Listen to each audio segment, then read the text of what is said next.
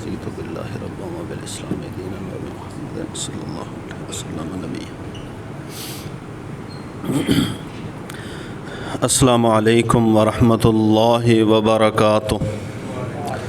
ان الحمد للہ نحمده ونستعینه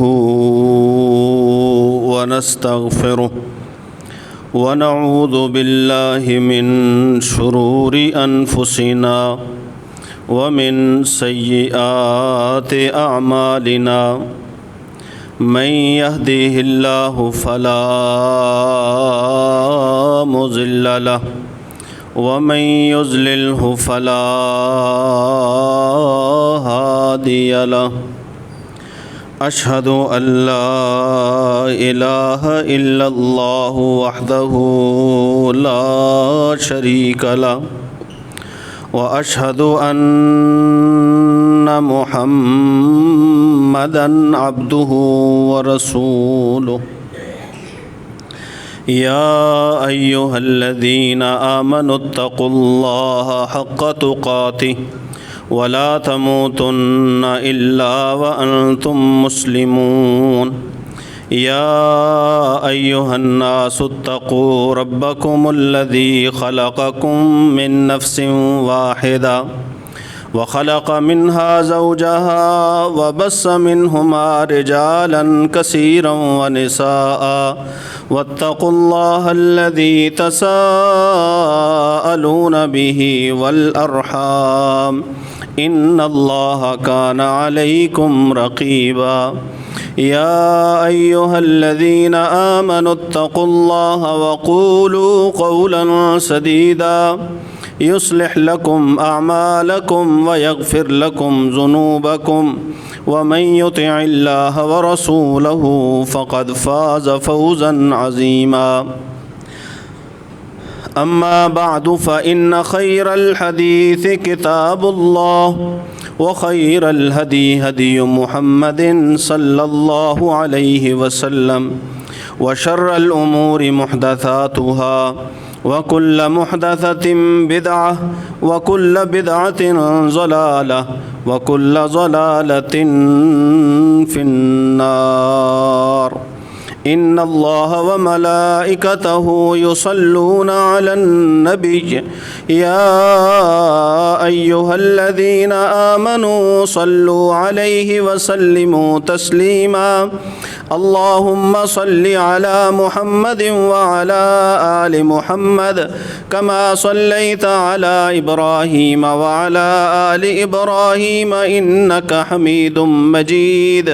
اللهم بارك على محمد وعلى آل محمد كما باركت على إبراهيم وعلى آل إبراهيم إنك حميد مجيد. اعوذ باللہ من الشیطان الرجیم. بسم اللہ الرحمن الرحیم.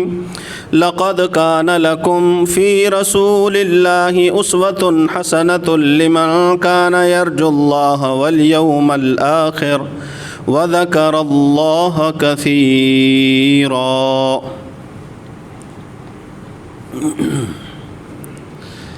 سورہ احزاب کی یہ آیت رسول اللہ صلی اللہ علیہ وسلم کی سیرت اور اسوہ کے حوالے سے انتہائی اہم اور بہت ہی مشہور آیت ہے. ترجمہ اس کا بالکل واضح ہے. لقد کان لکم فی رسول اللہ اسوۃ حسنہ، کہ تمہارے لیے اللہ کے پیغمبر صلی اللہ علیہ وآلہ وسلم کی زندگی میں بہترین نمونہ، بہترین ماڈل موجود ہے. اگر رسول اللہ صلی اللہ علیہ وسلم کی زندگی کو آپ دیکھیں، آپ پڑھیں اور ان چیزوں کو اپنی زندگی میں لے کے آئیں، شامل کریں، ان پر عمل کریں، تو اس سے بہتر جو ہے نا وہ کوئی چیز ہو نہیں سکتی. ہر ایک عادت رسول اللہ صلی اللہ علیہ وسلم کی بہتر ہے. اب رسول اللہ صلی اللہ علیہ وسلم کو نبوت جب ملی تو آپ کی عمر 40 برس تھی. تو کیا 40 برس کے بعد والی زندگی بہترین نمونہ ہے؟ اس سے پہلے والی زندگی، اس کے بارے میں کیا خیال ہے؟ اللہ کے رسول صلی اللہ علیہ وآلہ وسلم کی یوم پیدائش سے لے کر یوم وفات تک ساری زندگی ہی بہترین نمونہ ہے، کیونکہ آپ کی ساری زندگی میں خوبیاں ہی خوبیاں ہیں، اچھائیاں ہی اچھائیاں ہیں، اوصاف ہی اوصاف ہیں۔ کوئی بھی ایسی چیز جو عقل سلیم تسلیم نہ کرے، کوئی بھی ایسی چیز کہ قلب سلیم جس کو قبول نہ کرے، کوئی بھی ایسی چیز کہ ایک اچھا بہترین معاشرہ جس کی اجازت نہ دے، وہ رسول اللہ صلی اللہ علیہ وسلم میں ایک بھی عادت ایسی موجود نہیں تھی۔ پاکیزہ، مطہر اور اللہ کی طرف سے ہر قسم کی برائی، عیب، شیطانی وسوسے سے بچائے ہوئے اللہ کے پیغمبر صلی اللہ علیہ وسلم۔ اس سے پہلے والی زندگی بھی اسوہ حسنہ ہے، بہترین نمونہ۔ اس کی ایک مثال نا رسول اللہ صلی اللہ علیہ وسلم کی جب پہلی شادی ہوئی حضرت خدیجہ رضی اللہ تعالی عنہا سے، میں اس موقع سے ایک مثال پیش کرتا ہوں۔ اب خدیجہ رضی اللہ تعالی عنہ مالدار تھیں، پھر کاروباری عورت تھیں۔ اہل مکہ میں سے بہت سارے لوگوں کی خواہش تھی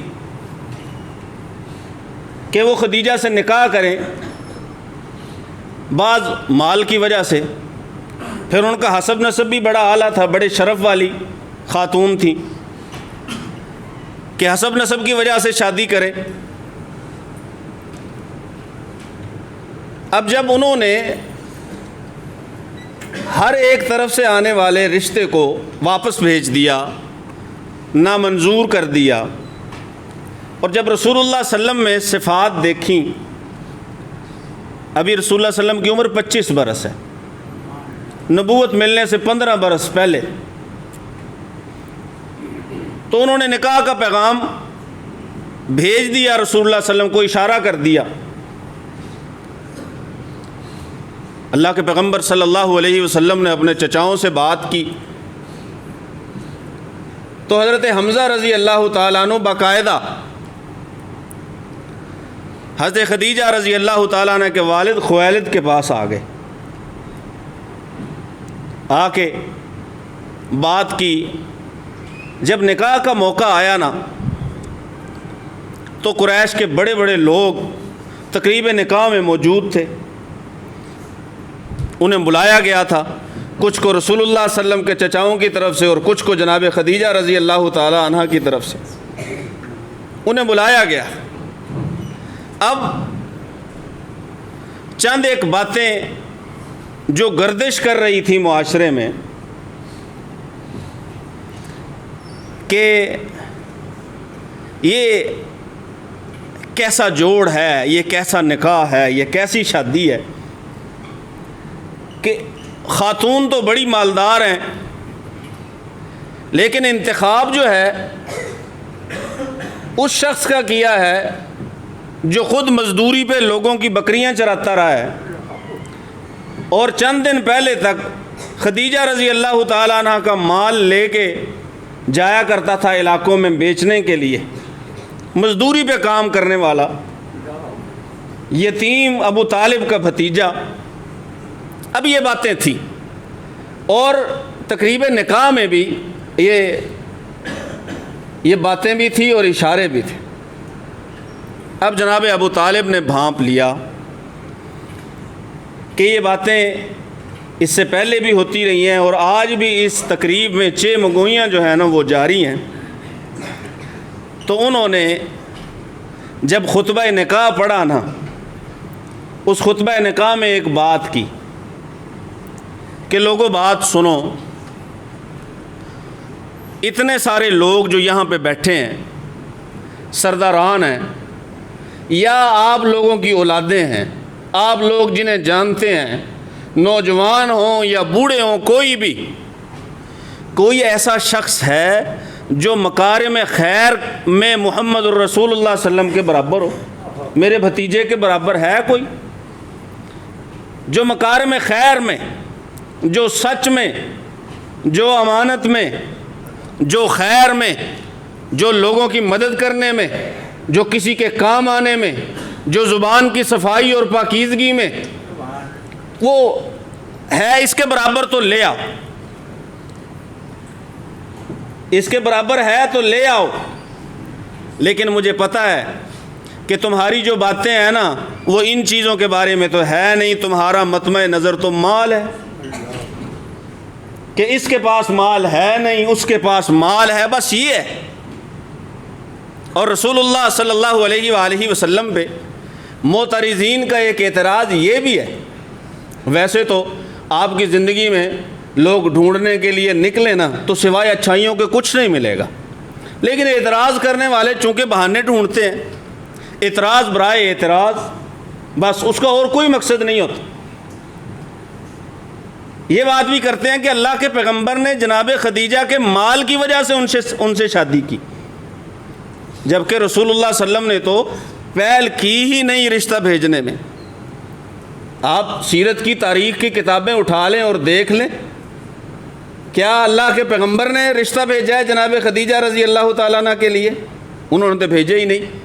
پہلے جناب خدیجہ کی طرف سے یہ پیغام موصول ہوا کہ آپ سے نکاح کی خواہش مند ہیں وہ، تو آپ کوئی بات کیجئے، کوئی بات چلائیے۔ اچھا یہ تو بات کر دیتے ہیں کہ وہ مالدار تھی، مال کی وجہ سے شادی نہیں کی، لیکن جو تاریخ پڑھتے ہیں اس تاریخ کی عبارتوں میں خیانت کرتے ہیں، یہ نہیں بتاتے کہ یہ آفر جو ہے یہ جناب خدیجہ کی طرف سے تھی، رسول اللہ صلی اللہ علیہ وسلم نے تو اس سے پہلے خواہش ہی ظاہر نہیں کی تھی۔ اگر آپ پہلے خواہش ظاہر کرتے پھر تو چلو اعتراض کرنے والے کی بات کو تھوڑا بہت لیا بھی جا سکتا تھا، لیکن جب یہ بات بالکل واضح ہے تاریخ کی کتب میں کہ اللہ کے پیغمبر نے پہلے خواہش کا اظہار نہیں کیا، خواہش کا اظہار نہیں کیا، وہ خود رسول اللہ صلی اللہ علیہ وسلم سے متاثر ہوئی، آپ کی عادت سے، آپ کے سچ سے۔ لوگوں نے آ کے بتایا کہ ہم فلاں جگہ پہ آپ کا مال تجارت لے کے گئے تھے، اور لوگ جب پوچھنے آتے تھے مال کے بارے میں کہ یہ کیسا ہے، تو یہ جو آپ نے نیا بندہ بھیجا تھا نا، یہ اس مال میں کوئی کمی ہوتی تھی نا اسے بیان کر دیتا تھا۔ حالانکہ جس کا مال ہو وہ کیا کرتا ہے؟ وہ خوبیاں بیان کرتا ہے۔ مارکیٹنگ کا طریقہ یہی ہے کہ خوبیاں بیان کرنی ہے، ایک بھی خرابی یا خامی یا نقص۔ اور یاد رکھیے تاجروں، محمد الرسول اللہ صلی اللہ علیہ وآلہ وسلم کا جو طریقہ تجارت ہے وہ یہ ہے کہ مال کی خوبی بتا کے نہیں بیچنا، بلکہ بتا دینا کہ اس میں یہ نقص وغیرہ ہے، اس کی مرضی ہے لے، مال بکے گا تو اپنی کوالٹی پہ بکے گا، بات پہ نہیں، اشتہار چھاپنے پہ نہیں، کوالٹی پہ بکے۔ اپنی زبان سے تو ہر کسی کو اپنی چیز، اپنا مال اچھا لگتا ہے۔ انہوں نے جب یہ آ کے بتایا تو متاثر ہوئی کہ اس قدر سچا آدمی، اور تجارت میں فائدہ بھی پہلے سے بہتر، تو انہوں نے نکاح کا پیغام بھیجا تھا۔ جناب ابو طالب فرمانے لگے مجھے پتہ ہے کہ تمہاری نظر میں مال ہی مال ہے، باقی مکارم خیر میں کوئی بھی محمد صلی اللہ علیہ وسلم کے برابر نہیں ہے۔ اور یاد رکھیے یہ جب سے دنیا بنی ہے اور جب تک دنیا چل رہی ہے، رسول اللہ صلی اللہ علیہ وسلم کے برابر مکارم خیر میں کوئی آ ہی نہیں سکتا۔ یہ تو نبوت ملنے سے پہلے کی باتیں ہیں۔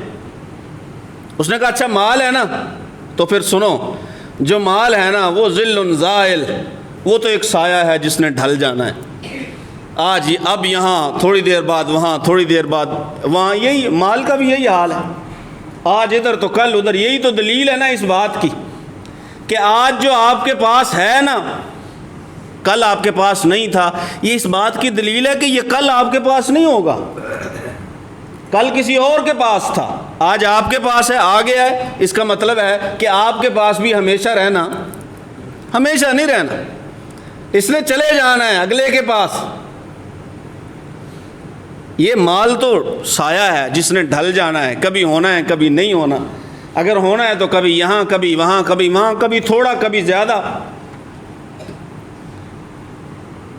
اور ساتھ ہی پتہ کیا فرمایا؟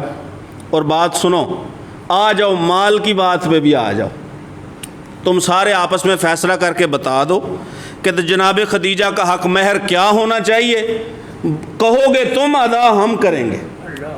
ادھر مال کی طرف بھی آ جاؤ، اگر ادھر سے ہی نیچا دکھانے کی بات ہے اور اسی کا تم نے مذاق بنا رکھا ہے تو پھر سنو، کر لو آپس میں طے، تم کر لو کہ کتنا مہر دینا ہے، ہم ادا کریں گے مہر۔ اگر معاملہ مال کا ہی ہے تو رسول اللہ صلی اللہ علیہ وسلم کی ساری زندگی خیر ہی خیر ہے، نبوت سے پہلے والی بھی، نبوت کے بعد والی بھی خیر سے خالی نہیں ہے، پوری زندگی۔ اللہ تعالیٰ اس لیے تو فرماتے ہیں لعمرک، اے محمد صلی اللہ علیہ وسلم، ہمیں آپ کی عمر کی قسم ہے، آپ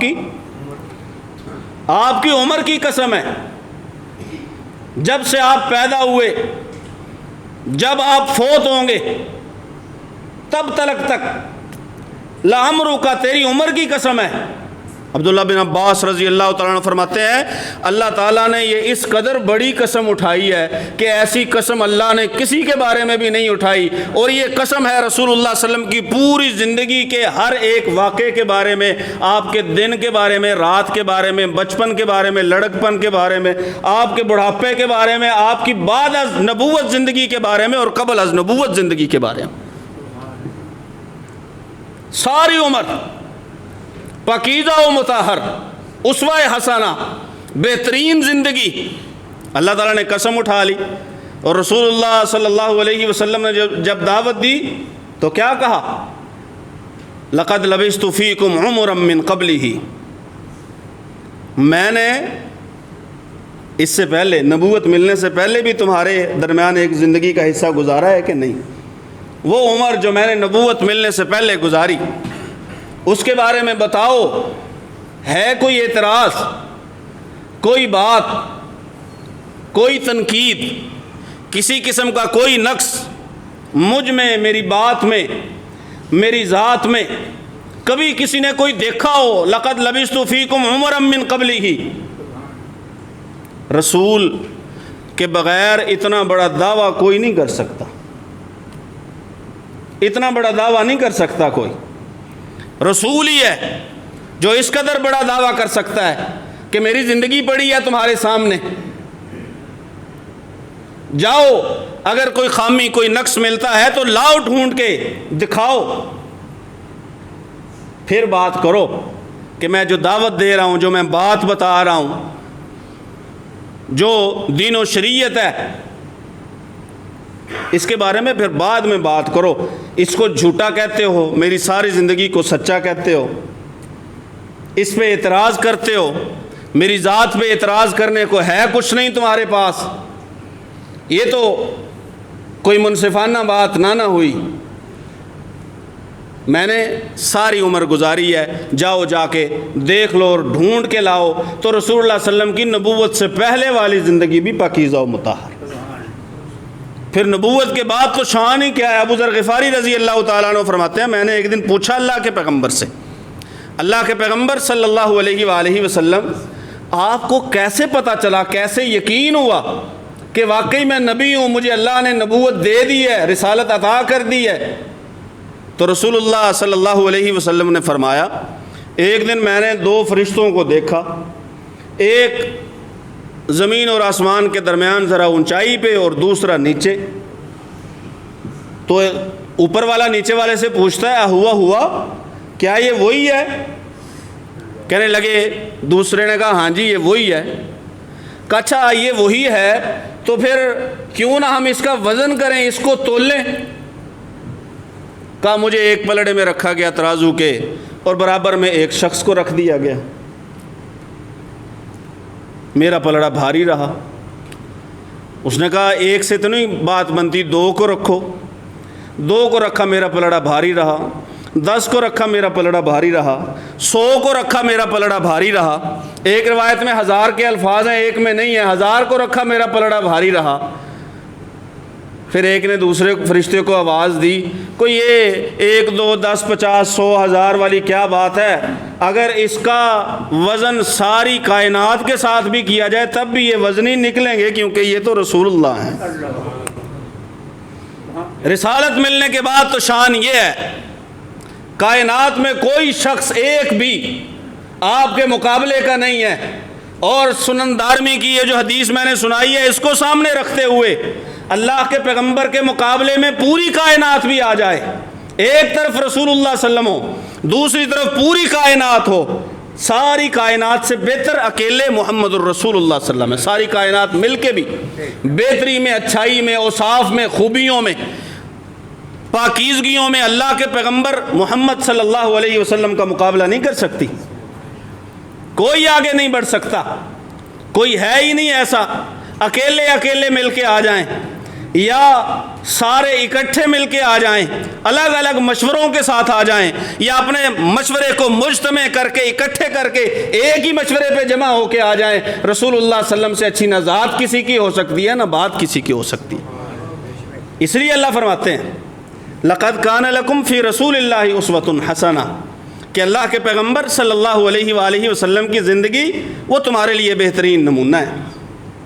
تم اسے دیکھو, تم اسے پڑھو, تم اسے سمجھو. یہ اللہ تعالیٰ کی طرف سے ایک اعلان بھی ہے اور اللہ تعالیٰ کی طرف سے ایک دعوت فکر بھی ہے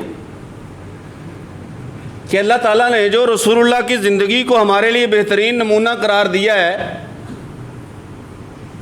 ہر کوئی کہے گا, ہم بھی کہیں گے, آپ میں سے بھی ہر کوئی کہے گا کہ بہترین ہے رسول, ساری زندگی بہترین ہے رسول اللہ صلی اللہ علیہ وسلم کی. لیکن اگر پوچھ لیا جائے بھی آپ نے کیا رسول اللہ صلی اللہ علیہ وسلم کی ساری زندگی کو پڑھا ہے؟ حضرات, اللہ کے رسول کی ساری زندگی کو پڑھا ہے کوئی ایک کتاب؟ بڑی کتابوں کو چھوڑیے, کوئی چھوٹی کتاب, مختصر کتاب جو رسول اللہ صلی اللہ علیہ وسلم کی سیرت پہ ہو, رسول اللہ صلی اللہ علیہ وسلم کی زندگی پہ ہو, آپ کے حالات زندگی بیان کیے گئے ہوں, کوئی ایک کتاب پڑھی ہے؟ اور مجھے پتہ ہے, اور یہ بات بھی میں حسن ظن رکھ کے کہہ رہا ہوں کہ آپ میں سے اکثر ایسے ہوں گے جن کا جواب یہ ہوگا کہ نہیں, کوئی ایسی کتاب نہیں کہ ہم نے رسول اللہ صلی اللہ علیہ وسلم کی پوری زندگی کو شروع سے لے کے آخر تک پڑھا. مسئلہ تو یہی ہے, اللہ کے رسول کی زندگی کا پتہ نہیں ہے, اسی لیے تو غیروں کی باتوں سے مروب ہوتے ہو, اسی لیے تو دوسروں کا اثر لیتے ہو. چھوٹی سی بات, ہم نے پچھلے دنوں درس حدیث میں 3-4 دن یہی مسئلہ ہم پڑھتے رہے کہ اللہ کے رسول صلی اللہ علیہ وسلم نے مرد کو ٹخنے ننگے رکھنے کا حکم دیا. یہ رسول اللہ صلی اللہ علیہ وسلم کا طریقہ ہے. آپ نے فرمایا مومن کا لباس ہے ہی یہ, وعید بھی فرمائی اگر کپڑا اس سے نیچے گیا تو جہنم میں, وعید بھی فرمائی. اچھا, رسول اللہ صلی اللہ علیہ وسلم کی بات کو لے کے ٹخنے ننگے نہیں کیے, لیکن غیروں کی ایک عادت کو لے کے گھٹنے ننگے کر لیے, ٹراؤزر پھاڑ لیے, پھٹے ہوئے کہتے ہیں انہیں پھٹا ہوا ہی کہتے ہیں.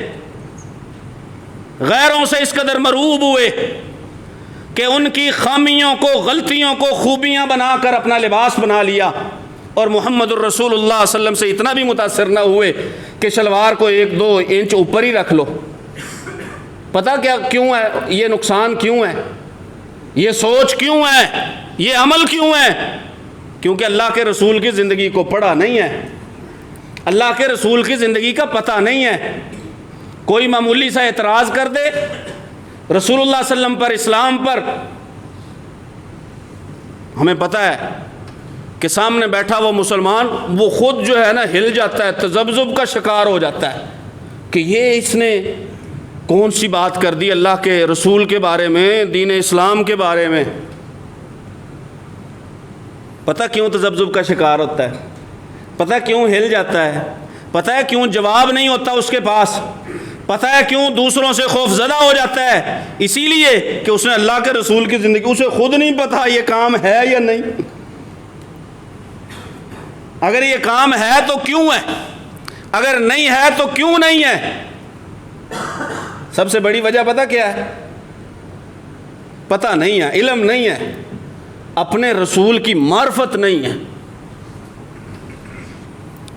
اپنے رسول کی معرفت پہچان نہیں ہے، اپنے رسول کا حلیہ یاد نہیں. چھوڑو ساری باتیں، حلیہ یاد نہیں ہے، شکل یاد نہیں ہے، قد کا پتہ نہیں ہے، بالوں کا پتہ نہیں ہے. جنہیں پتہ تھا وہ پتہ کیا کہتے تھے؟ کہتے تھے ہم نے دیکھا ہے جب رسول اللہ صلی اللہ علیہ وسلم فوت ہوئے آپ کی داڑھی میں 20 سے زیادہ بال سفید نہیں تھے. بیان کرنے والوں نے بیان کیا ہے، بتایا ہے. قصور میرا ہے کہ میں نے پڑھا نہیں ہے، میں نے رسول اللہ صلی اللہ علیہ وسلم کی زندگی کے بارے میں معرفت حاصل نہیں کی، میں نے اپنے رسول کو پہچانا نہیں ہے. خواب میں اللہ کے پیغمبر نظر آ جائیں، خواب میں نظر آ جائیں، یہ دعائیں مانگتے ہیں لوگ وظیفے پوچھتے ہیں کہ کون سا وظیفہ کریں کہ خواب میں رسول اللہ کی زیارت ہو جائے. تو بھئی بات سنو، اللہ کے پیغمبر کا حلیہ یاد ہے کہ کیسے تھے؟ کوئی بھی آ کے کہہ دے خواب میں وہ ہوں، پاگل ہو جاؤ. یہاں تو لوگوں نے کہہ دیا میرے خواب میں آتے ہیں اور مجھ سے ٹکٹ کے پیسے مانگتے ہیں، میرے خواب میں آتے ہیں اور مجھ سے.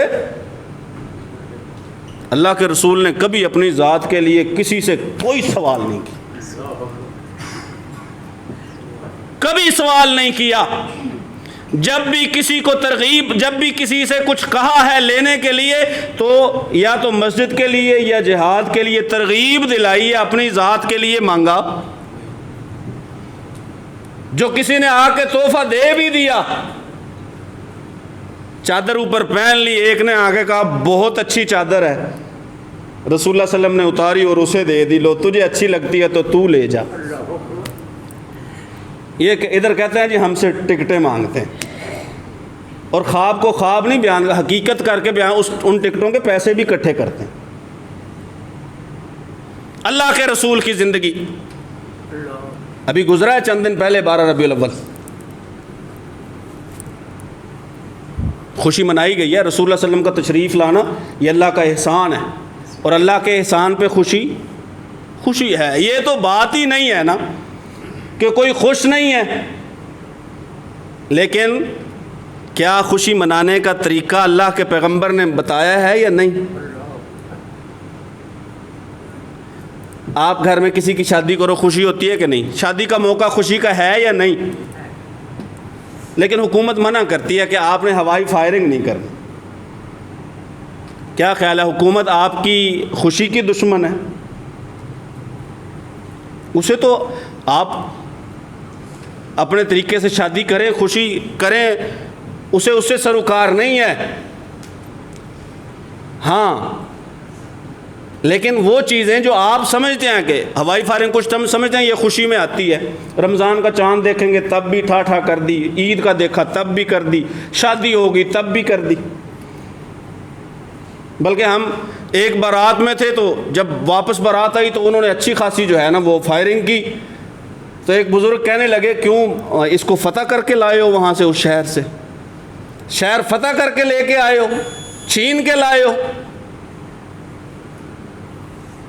حکومت وہ خوشی کی دشمن نہیں ہے، وہ چاہتی ہے کہ آپ خوشی منائیں لیکن اس میں یہ کام نہ کریں جو قانون کی حد سے باہر ہو. خوشی کا طریقہ تو رسول اللہ صلی اللہ علیہ وسلم نے بتایا ہے. اب بات وہی ہے، مجھے اور آپ کو نہیں پتا، تو مجھے اور آپ کو پتہ نہیں. خرافات، خوشی کے نام پہ خرافات ہیں. ہم نے ایک دو ایسے جلوسوں کی تصویریں بھی دیکھی ہیں جو بڑے ہی منظم، بڑے ہی بہترین، بڑے ہی اچھے طریقے سے، لیکن زیادہ تر بلکہ میں نے ایک جگہ کی ویڈیو دیکھی، شاید گجرات کی تھی، انہوں نے اللہ کے پیغمبر کے جو روضہ مبارک ہے اس کی جالیوں کا ماڈل اور اوپر گنبد خضرا کا ماڈل اور گانے لگائے ہوئے ہیں اور بندے ناچ رہے ہیں، اور ان جالیوں پہ ایک آیت بھی لکھی ہوئی ہے قرآن مجید کی، بالکل ویسی ہی جالیاں، اس کے انہوں نے وہ فوٹو لگوا کے وہاں اوپر لکھا یا ایھا الذین آمنوا لا ترفعوا اصواتکم، اللہ اے ایمان والو اپنی آوازیں رسول کی آواز سے اونچی نہ، وہ آیت لکھی ہوئی ہے اور گانا چل رہا ہے اور ناچ چل رہا ہے۔ اللہ کے رسول سے سیکھو، رسول کے صحابہ سے سیکھو۔ امام سفیان بن عیینہ رحمۃ اللہ علیہ کا قول ہے، جو رسول اللہ صلی اللہ علیہ وسلم کے صحابہ کے دور میں دین نہیں تھا نا، وہ آج بھی دین نہیں ہے۔ یہ تو نہیں نا ہو سکتا دین کی کوئی بات جو ہے وہ بعد میں آئے اور اسے بعد میں لگایا جائے۔ رسول اللہ صلی اللہ علیہ وسلم کی آمد کی، بعثت کی خوشی ہے، اللہ نے احسان قرار دیا ہے، خوشی ہے۔ رسول اللہ صلی اللہ علیہ وسلم سے پوچھا گیا ولادت کا آپ کا دن کیا کرتے ہیں آپ؟ رسول اللہ صلی اللہ علیہ وسلم نے فرمایا میری سوموار کو ولادت ہوئی، مجھے یہ چیز خوش کرتی ہے کہ سوموار کے دن میں روزے سے رہوں۔ سوموار کو روزہ رکھا کرتے تھے، جمعرات کو روزہ رکھا کرتے تھے، آپ نے اپنی پیدائش کا ذکر کر کے، سوموار کو میں پیدا ہوا ہوں، مجھے اچھا لگتا ہے کہ میں اس دن روزہ رکھوں، یہ بات رسول اللہ کو اچھی لگتی ہے، اور کچھ باتیں ہمیں اچھی لگتی ہیں۔ حدود شریعت میں رہ کے رسول اللہ صلی اللہ علیہ وسلم کے فرامین کی روشنی میں اگر کوئی خوشی کرتا ہے تو اس میں کوئی اعتراض نہیں ہے، لیکن شریعت کی حدود میں رہ کے اللہ کے رسول صلی اللہ علیہ وسلم کے فرامین کے مطابق، طریقے کے مطابق، صحابہ کے کیے گئے اعمال اور سارے کاموں کے مطابق، اپنی طرف سے نہیں، خوشی کا کوئی طریقہ اپنی طرف سے ایجاد کر لے اور نام رسول اللہ کے مڑ دے کہ اللہ کے رسول کے نام پہ جو بھی کیے جاؤ، نہیں، ایسے نہیں۔ حدود ہیں، جو بھی کرنے کی آپ کو اجازت نہیں ہے۔ یہی تو رسول اللہ صلی اللہ علیہ وسلم نے بتایا ہے کہ جو مسلمان ہوتا ہے وہ تو نکیل ڈالا ہوا اونٹ ہے، وہ اونٹ جسے نکیل ڈالی گئی ہے، جدھر جدھر اسے چلایا جائے گا، جدھر جدھر اسے اسلام چلائے گا وہ چلتا جائے گا، اپنی مرضی نہیں کرے گا۔ وہ کھلا بدکا ہوا آوارہ اونٹ نہیں ہے، وہ نکیل والا ہے، وہ مالک والا اونٹ ہے، وہ بے پیرا بے مرشدہ بے مال کا نہیں ہے۔ لقد کان لکم فی رسول اللہ اسوۃ حسنہ، اللہ کے پیغمبر صلی اللہ علیہ وسلم کی ساری زندگی تمہارے لیے بہترین نمونہ ہے، سو اسے ہی اپناؤ۔ اللہ فرماتے ہیں اپنائے گا وہ جو آخرت میں اللہ سے کچھ ملنے کی امید کرتا ہے اور اللہ کو بہت زیادہ یاد کرتا ہے۔ اللہ سے دعا ہے اللہ سن سمجھ کر عمل کی توفیق نصیب فرمائے۔ وما علیہ